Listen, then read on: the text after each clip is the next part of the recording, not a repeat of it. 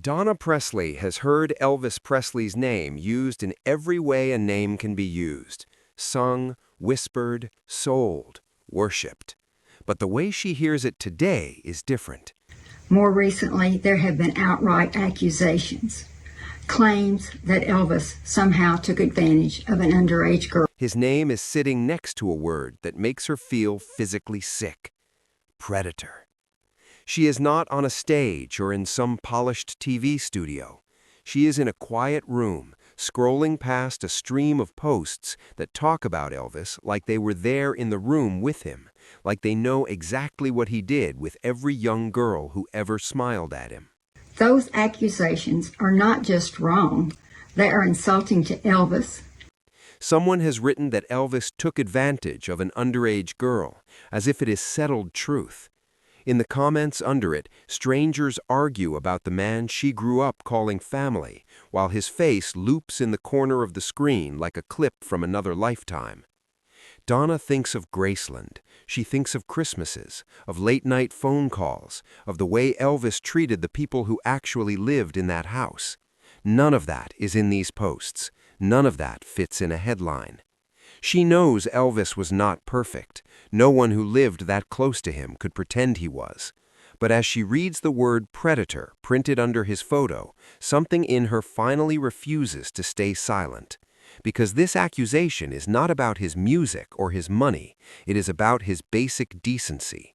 And it is about the Presley name that she still carries every time she signs anything at all. And when she finally speaks, Donna Presley makes it plain. Those accusations, she says, are not just wrong, they are an insult to Elvis, and they are an insult to her family. For most people online, Elvis Presley is a symbol, not a person. He is a poster on the wall, a clip on TikTok, a headline about Vegas jumpsuits and a tragic ending. It makes it very easy to flatten him into one word: hero, addict, womanizer, or now something even darker. More recently, a new label started to follow his name around the internet, that he took advantage of an underage girl. The story shifts depending on who tells it, but the accusation remains the same. It moves from comment section to comment section until it starts to sound less like a rumor and more like a verdict. Most of the people repeating it never met Elvis. They never stood in the halls of Graceland, never watched him interact with staff, cousins, or the young fans who lined up outside those gates. For them, Elvis and underage girls is just another phrase to argue about. For Donna Presley, it is something else entirely. She is not a historian looking at cold documents. She is family. She saw Elvis when the cameras were off, when the show ended, when the screams faded, and the real man walked back into the house. So when she hears the accusation that Elvis preyed on underage girls, she hears more than a debate about a celebrity. She hears strangers rewriting the character of the man whose choices shaped her own life. And that is where the question really begins. Is the picture of Elvis Presley that lives online today even recognizable to the people who actually shared a roof with him? Or have we reached a point where the loudest, darkest version of a story automatically becomes the one we believe? All Donna knows is that they are talking about Elvis like he is a case file instead of a cousin, and they are doing it with complete confidence. Donna's name has been attached to Elvis's legacy her entire life. She has seen every kind of rumor come and go. She has heard wild stories about money, mistresses, lost tapes, secret children. Usually, she lets them pass. She knows people will always project their fantasies onto giants like Elvis. Some of it is ridiculous. Some of it is painful. Most of it, she has learned, is background noise that never really touches who he was to the people who actually knew him. But this is different. Calling Elvis a predator is not gossip about his weight, his pills, or his temper. It is not even an argument about Priscilla Presley or about how young she was when they first met. It is a direct attack on his core character. It suggests a kind of calculated cruelty toward the powerless that does not match anything Donna witnessed inside that Memphis house.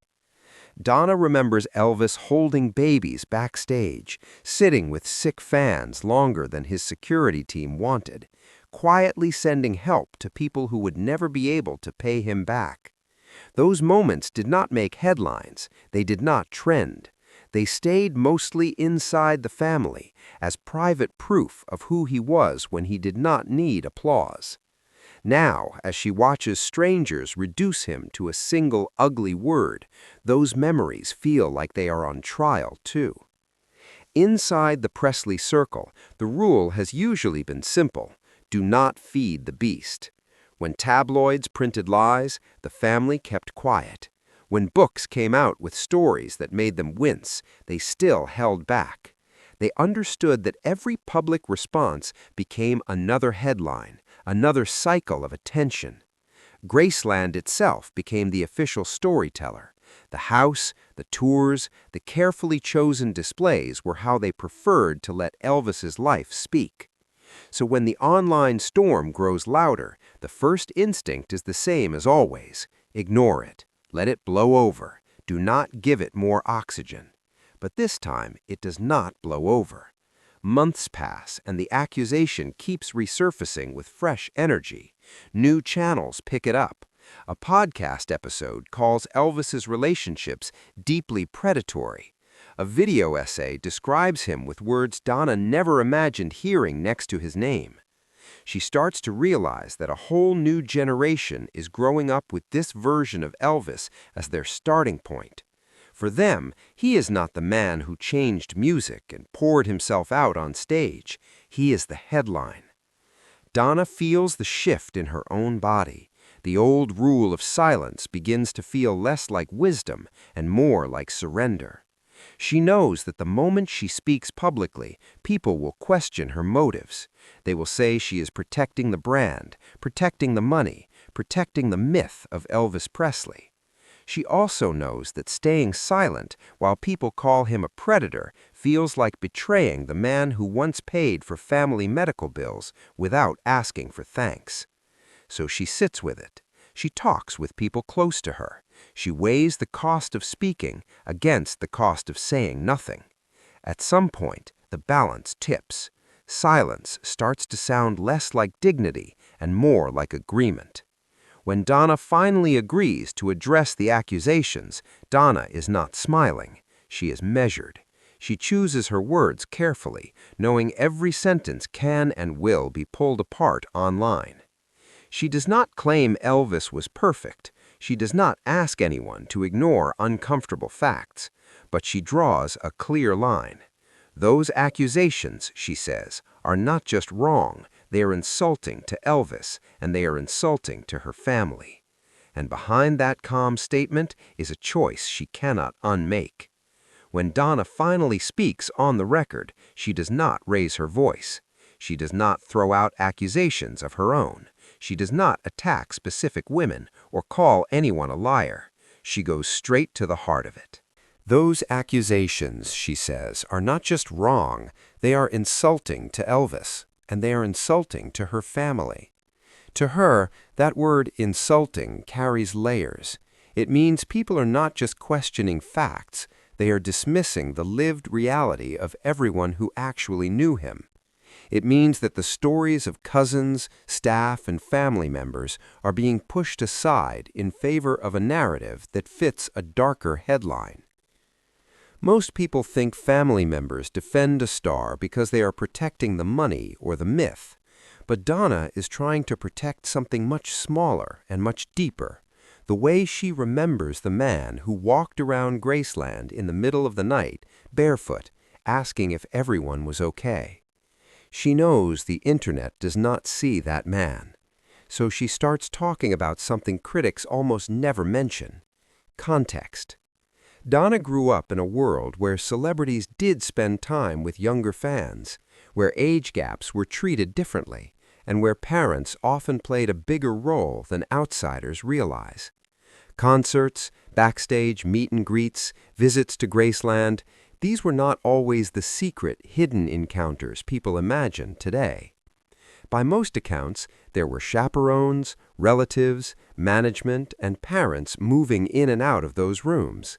There were boundaries, rules, and watchful eyes, even in an era that did not use the language we use now. Most people think the story is simple: powerful older man, powerless younger girl, end of discussion.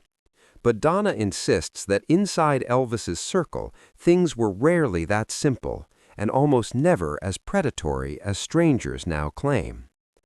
There is one photograph she thinks about a lot. It shows Elvis at Graceland in the late 1960s, standing in a crowded room with teenagers lined up for a charity event. Parents are visible at the edge of the frame. Staff members hover just behind him. Elvis leans forward to shake hands, grinning, while someone off-camera holds a stack of signed photos. For people online, that picture might look like proof of danger. For Donna, who remembers the actual day, it is proof of something else: structure, supervision, and the presence of adults who were not about to let anything secret happen in that setting. That does not erase every uncomfortable question. It does not magically make every relationship neat or easy to explain in 2026. But it does challenge the idea that Elvis was lurking alone with underage girls in dark corners. Donna is careful not to pretend the past was perfect. She acknowledges, at least in spirit, that Elvis was complicated. Fame warped his world. Pills clouded his judgment. Relationships started and ended in ways that hurt people, including women who cared about him deeply. She does not list every affair. She does not open every private wound. That silence is deliberate. She knows that if she spends all her energy arguing over every romantic detail, the core point will be lost. People will walk away debating timelines instead of asking a more important question: does the label predator fit the man she knew? So she draws a line. Yes, Elvis was flawed. Yes, there were relationships that raise eyebrows now. But flawed and predatory are not the same thing, and Donna refuses to let strangers collapse those categories for the sake of outrage. She is not asking anyone to turn off their moral radar. She is asking them to be honest about the evidence they actually have, and the evidence they do not. She also knows there are things she will never say publicly. There are stories of Elvis's generosity that would sound like bragging if she told them. There are private moments of brokenness that would become gossip if she shared them. Keeping those details inside the family is its own kind of protection.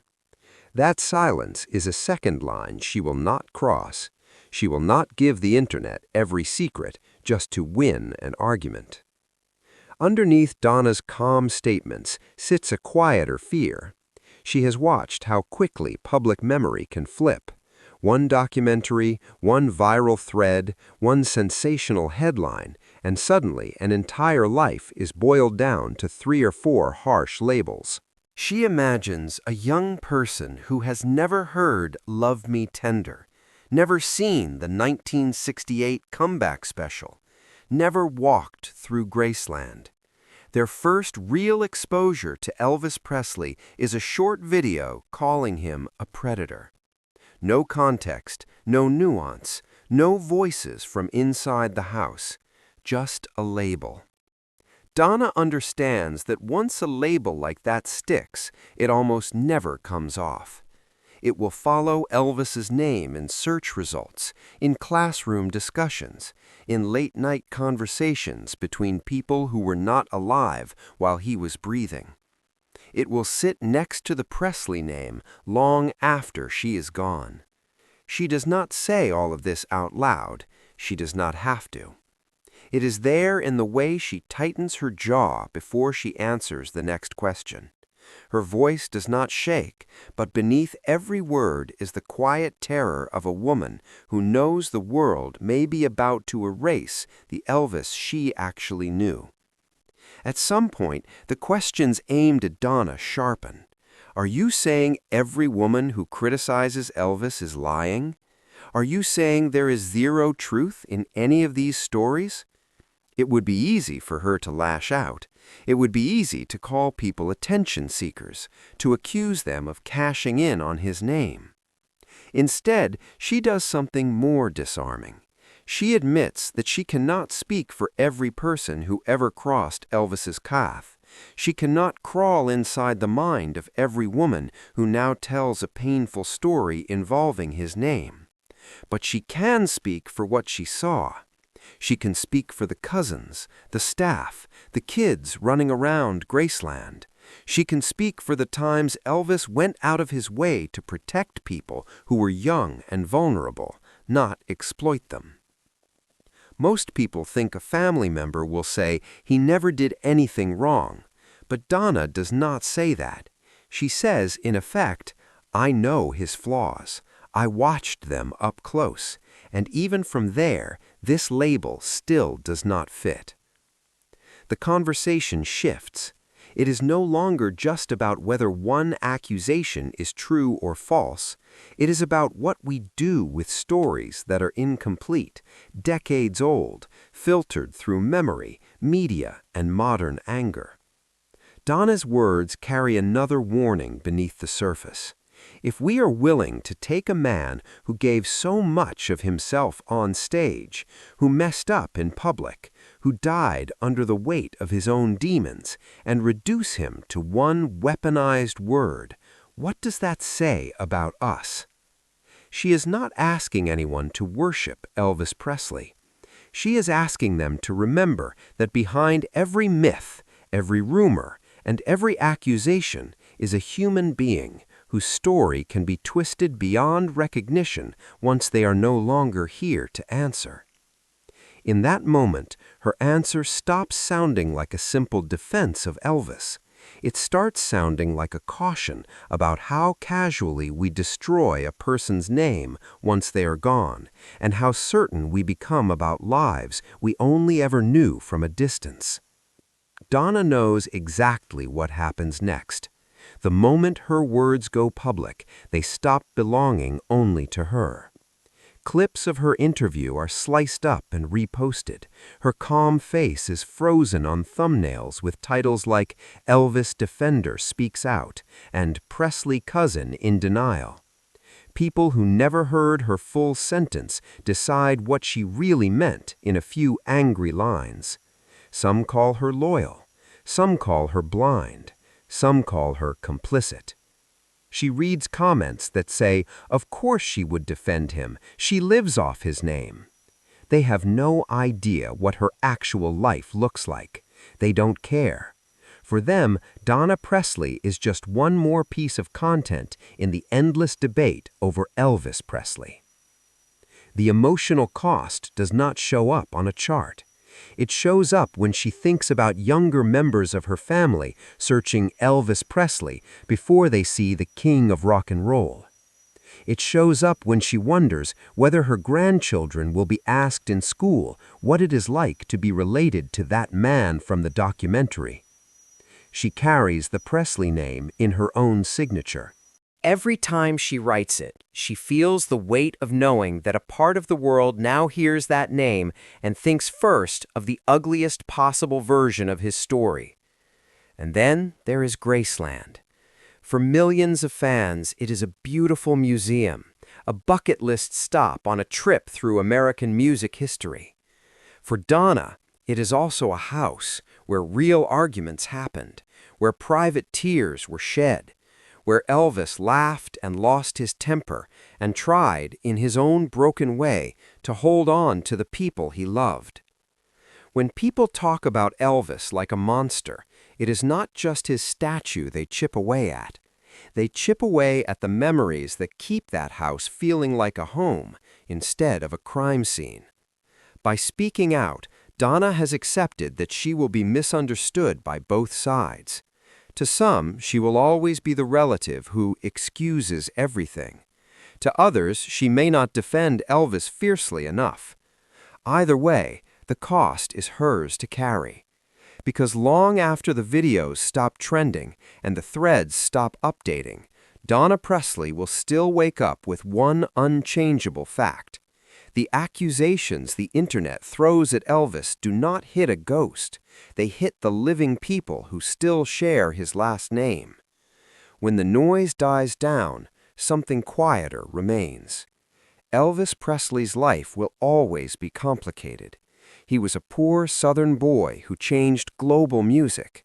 He was a generous man who sometimes made selfish choices. He was a performer who gave everything on stage, and a human being who fell apart in private. Donna does not ask anyone to forget any of that. What she does ask is that we resist the urge to flatten him into one extreme label, especially one that does not match the fuller record of who he was to the people who actually knew him.